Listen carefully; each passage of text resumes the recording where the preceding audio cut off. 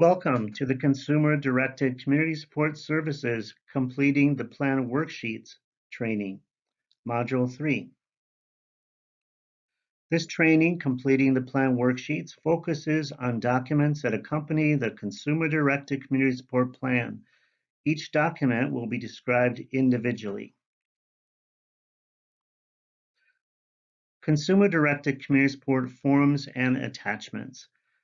In your packet, we're referring to the Community Support Plan, CDCS Community Support Plan, the Signed Participation Agreement, the Health and Safety Plan, the Alternative Treatment Form, the Tennison Notice, Notice of Privacy Practices Form, and the Release of Information. CDCS Plan and Participation Agreement. The CDCS plan can be signed electronically.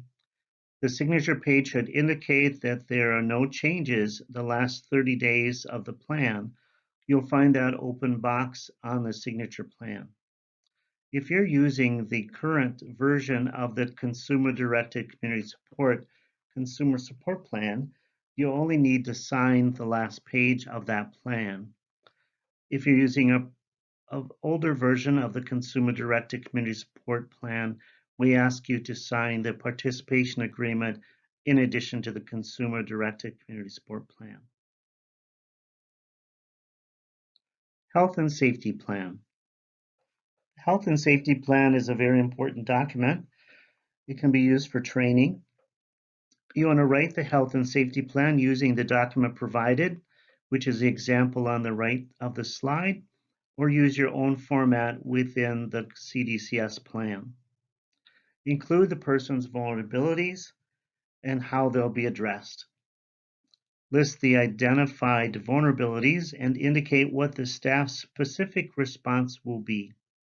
It's important to list what their specific response will be and not just indicate something like staff will monitor. Consider all the environments the person experiences. Update the plan when situations change. The completed plan can be used for staff training. There's a signature required each year on the front page of the CDCS Health and Safety Plan, indicated by the yellow arrow. The bottom of the first slide indicates columns you'll see throughout the example. It says at risk and not at risk. If the person's at risk, indicate that with a check or an X. If they're not at risk for the particular item, indicate not at risk. The Personal and Community Safety Assessment Plan will indicate various environments to consider. The community, at home, at work, other areas. It's important to describe the concerns that you might have if you indicated that person is at risk in that area. An example might be dresses appropriately for the weather. If they don't dress appropriately for the weather, indicate what they do when temperatures are too warm or too cold. And the safety plan is the staff's response. Describe what can be observed or what you want the staff to do to respond to the vulnerability of not dressing appropriately for the weather. Alternative treatment form. The alternative treatment form must be signed by a medical doctor currently enrolled in medical assistance. Include the signed form when requesting a prescribed special diet or direct therapies. Some examples of direct therapies are hippotherapy or horseback riding therapy, art therapy, music therapy, or prescribed special diet. We ask that you complete a form. We might ask that you complete a form if you have additional questions about other things that you might be requesting. There are 5 questions we would want the doctor to answer or respond to and indicate yes or no. We need to provide services that are not considered experimental. Tennison notice. The Tennison notice indicates how Hennepin County uses the information that we gather from you to assist us in providing benefits to you.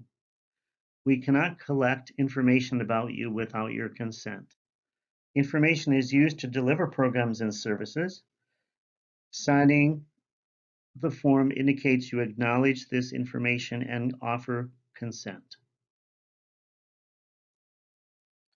Notices of Privacy Practices form. This form is 2 pages. The signature is on the second page of the 2-page document. This form describes how medical and private information about you may be used and disclosed. It describes how you can get access to this information. It tells you with whom we share the information and how we keep it private to protect you. It also explains why we need certain types of information. Signing the form indicates that you understand the document. Release of information. This is also a 2-page document and the signature is on the second page. We need your permission to speak to medical providers or support services outside of Hennepin County. You may include doctors, schools, therapists, or other providers you would like us to have access to so we can provide services to you. Each release of information is good for 1 year and can be withdrawn upon request. You may want to indicate the specific information you would like us to have access to. Each release of information is good for 1 agency, 1 school, 1 therapy center. You will need additional releases of information for each agency, school, or center you're providing releases for. Returning documents. Returning documents in an orderly manner is very important.